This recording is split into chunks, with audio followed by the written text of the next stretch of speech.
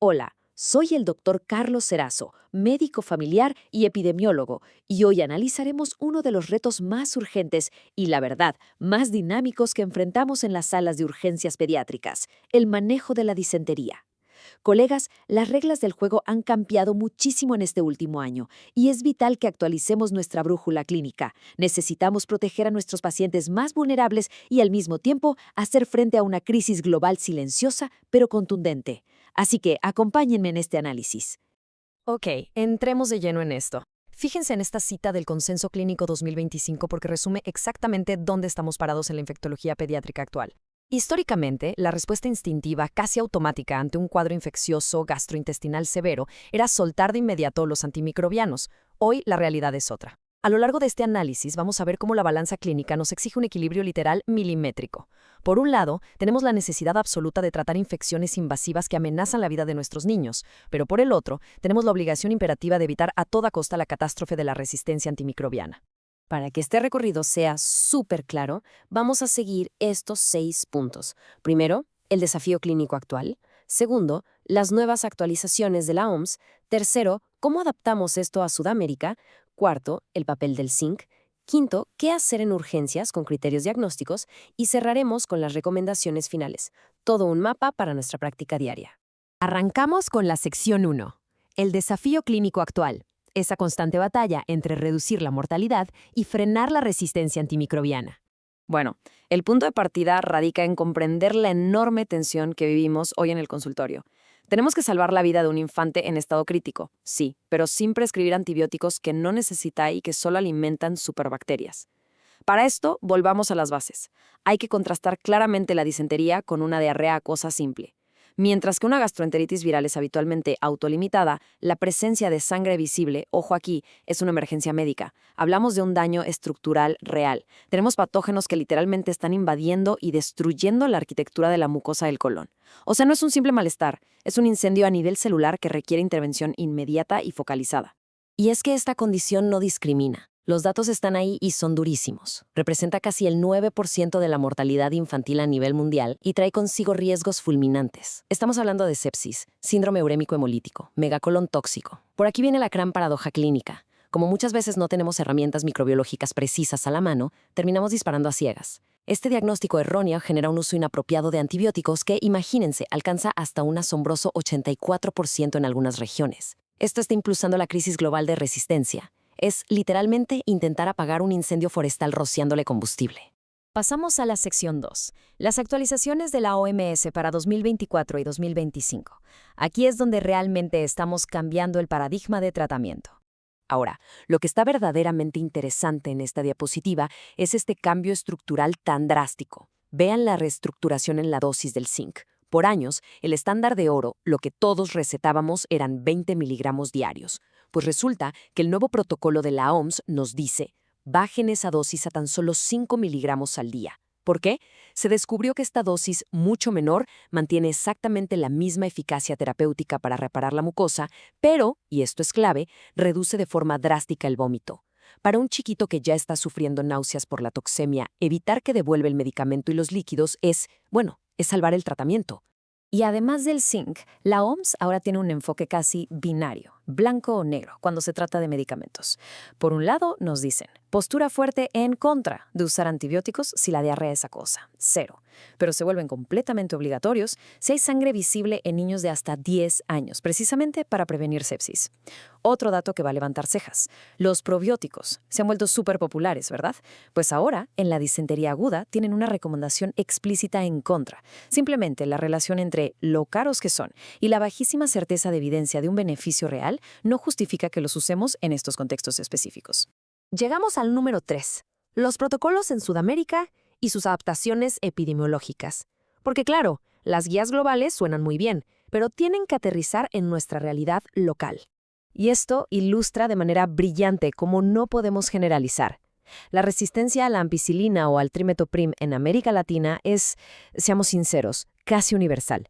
Si vemos la tabla, Argentina exige extremar precauciones. Recomiendan aguantar los antibióticos hasta descartar la cepa S-TEC por el altísimo riesgo endémico de síndrome urémico hemolítico que tienen. En contraste, Chile se va directo contra el Campylobacter usando acitromicina como primera línea. Y si miramos a Colombia, ellos siguen apoyándose en la ciprofloxacina, pero con una advertencia enorme de monitorear a las 48 horas porque la resistencia en zonas urbanas se está disparando. Esas 48 horas son nuestro periodo de gracia. Si el cuadro clínico del paciente no cede, las alarmas tienen que sonar de inmediato en urgencias. Ahí es cuando tenemos que pivotar a las terapias de rescate. Las guías 2025 ya sugieren armas pesadas para mutaciones de Shigella extremadamente resistentes, como fosfomicina oral, pivmesilinam o incluso meropenem intravenoso en los casos más críticos. Esto nos recuerda que seguir prescribiendo sin solicitar un coprocultivo a tiempo es básicamente jugar a la ruleta rusa con la recuperación del menor.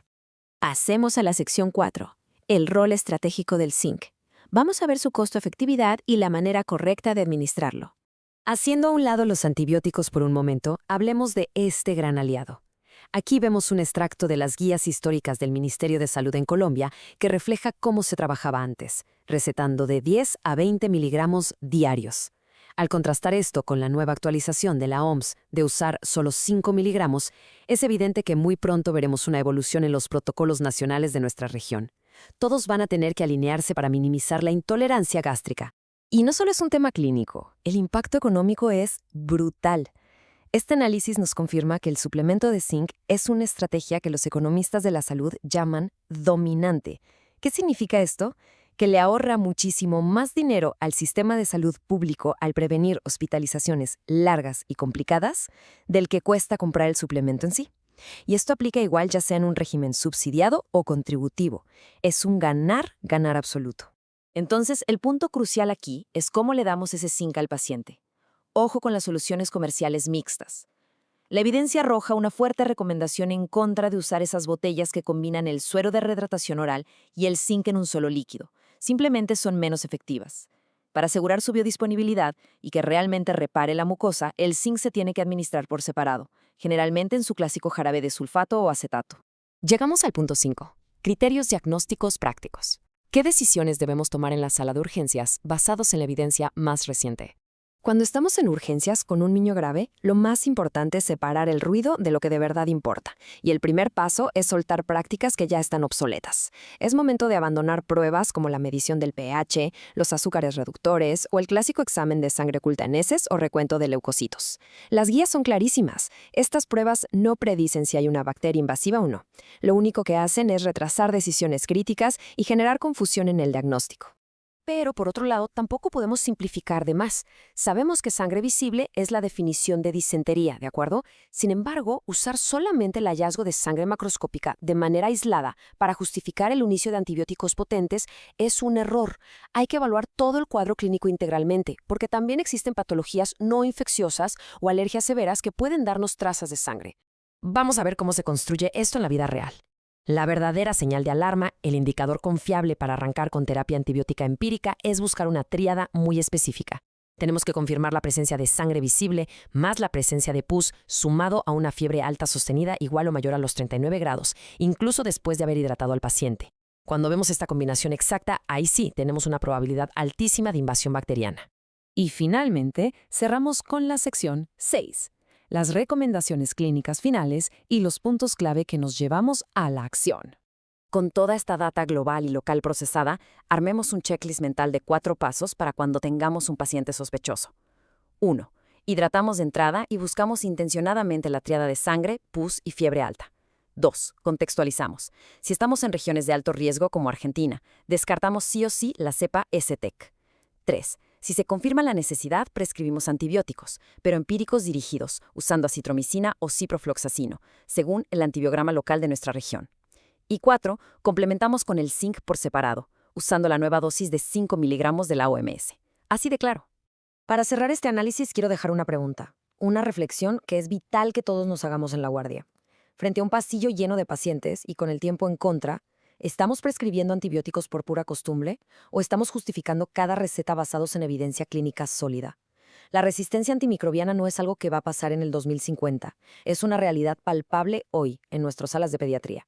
Consultar siempre nuestra epidemiología local y actuar con la precisión que exige este momento es la única manera de garantizar que estos antibióticos sigan salvando vidas el día de mañana. Muchísimas gracias por acompañarnos en esta explicación. Nos vemos en la próxima.